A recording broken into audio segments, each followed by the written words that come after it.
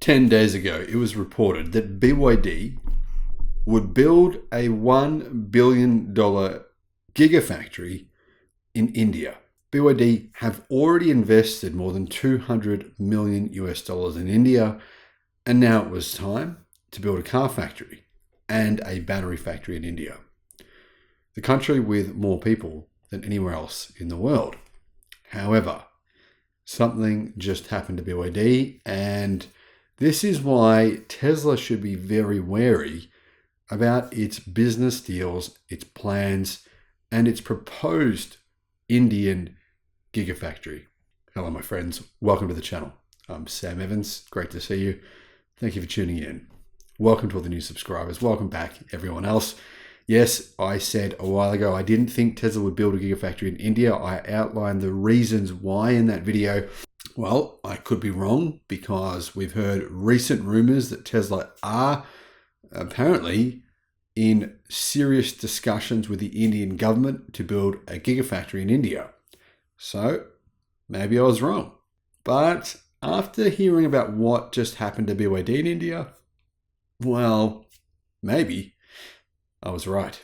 On the 14th of July, BYD had announced it would build a $1 billion factory making EVs and batteries in India. Now, the truth behind this is that BYD, it agreed to go to India to invest hundreds of millions of dollars because it had already had discussions with the Indian government about the future for BYD in India. Now, obviously, it was under the impression from the Indian government that BYD could, in the future, build a massive battery and car gigafactory to make EVs in India and sell them to the 1.4 billion people that live there. Now, of course, most of them are not going to buy a new electric car, but there's still a massive market there. BYD had planned on this happening. It was part of their 5-year India plan. BYD and privately held mega engineering company and infrastructure submitted a proposal to Indian regulators to form an EV joint venture. The longer-term plan was to build a full lineup of BYD brand EVs in India, from hatchbacks to luxury cars, and BYD had previously said it planned to set up manufacturing in India, which is the world's third largest car market now. So this is all part of BYD's long-term plan, and clearly the Indian government was in on this plan. That's why BYD publicly announced it. India's Commerce and Heavy Industries Ministries did not immediately reply to a request for comment, though, after BYD released this information, which was kind of curious. BYD's push into India was meant to be part of its rapid global expansion to challenge Tesla, which clearly still leads in sales of fully electric cars. If the India investment had been approved, it would give BYD a presence in all major global car markets with the exception of the United States, where they do actually have a factory and they do build buses and trucks already.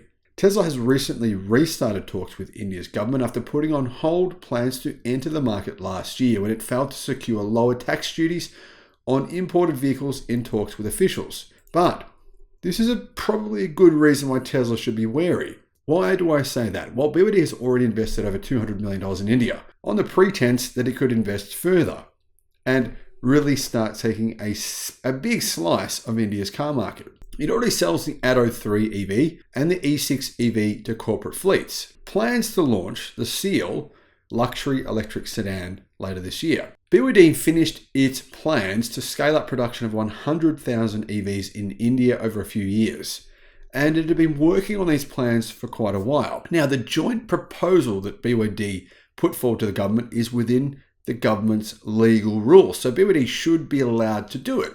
Since 2020, India has set up charging stations in India and built research and development and training centers, and it's changed some rules to try to get local companies to have more say in the automotive industry. It's actually changed its rules to be a bit more like China's. Well, what China's were like in the past, a little bit more protectionist. These controls have forced China's Great Wall Motors to shelve a plan to invest $1 billion in the Indian car market and pushed Chinese state-owned automaker SAIC's MG motor unit to look for a local partner. In other words, India is saying you need to have a local partner. We want you to have joint ventures with our local car companies. We want to basically sort of be able to learn from your technology and use it in our own car brands. That's what China did. India wants to follow China's footsteps. Now, Shenzhen-based BYD actually entered the Indian car market in 2007, first producing batteries and components for mobile phone makers. And in 2013, it started building electric buses under a joint venture company called Electric Viking. However, within the last 24 hours, we have found out that the Indian government has rejected BYD's Gigafactory. It says it has security concerns about Chinese investment in India during deliberations. Is this Chinese government investing in India? Is that what they're concerned about? No, it's not, because in fact, BYD is a privately owned company. It's listed on the stock exchange, and many investors from all over the world own parts of BYD, including, of course, Warren Buffett, who owned originally around 10% of the company. He sold a bit lately, but he still owns around 7 or 8% of BYD, as do many investment firms such as BlackRock, the world's biggest hedge fund. So this is a bit strange. However, what is even more strange is the fact that this means the local company in India are set to, lose out. What do I mean by that? The BYD proposal to build the billion-dollar Gigafactory was actually a joint venture with a local Indian company. It would have massively benefited that company. And even though this was a joint venture proposed completely under India's rules, the Indian government has still inexplicably decided to simply cancel this project. BYD's proposal to invest $1 billion to set up an electric vehicle factory and battery manufacturing plant in India in partnership with Mega Engineering and Infrastructures Limited, an Indian car company, will now, basically just be scrapped completely. Here's what they said. Security concerns with respect to Chinese investments in India were flagged during our deliberations. Existing rules do not allow such investments, said another official, which I believe from my research actually isn't true. On the 14th of July, Reuters cited 3 people familiar with the matter as saying BYD had submitted a proposal. The Indian government were well aware of BYD's future plans, and this was within the plans of the Indian government within their rules. Now, obviously, India is the 3rd largest auto market in the world. Now, yes, the average sales price of cars in India is much lower than other countries like Europe, China, and the United States, North America, Canada, etc. However, it's still an important car market.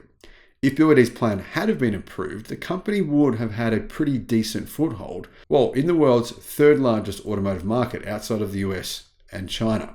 So now the question for BYD is, what will they do? Clearly, the reason they invested more than $200 million in the first place was because they had plans on having a decent foothold in India and expanding their business there, building this gigafactory. Well, now it's all been cancelled. Now India is basically saying, BYD, no, we don't want you because you are from China. The question here is, will India say exactly the same thing to Tesla? Could they do this? Well, precedents have most certainly been set in the past.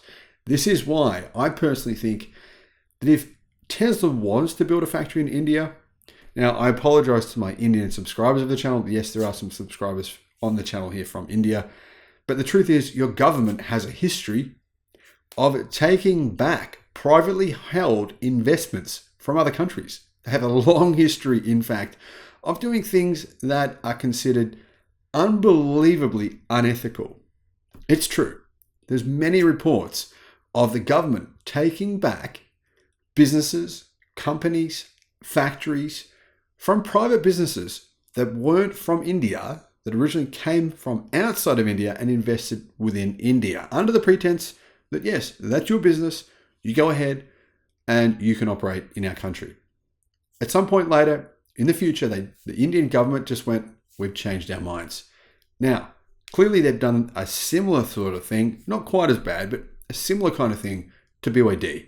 Could they do the same to Tesla? Absolutely. Will they? I'm not saying they would, but it's definitely a risk that Tesla need to factor into their future decisions. And considering what's just happened with BYD, I would say the likelihood of a Tesla Gigafactory has now gone down significantly. I could be wrong though. Guys, let me know what you think in the comments. Thank you for watching. Bye-bye.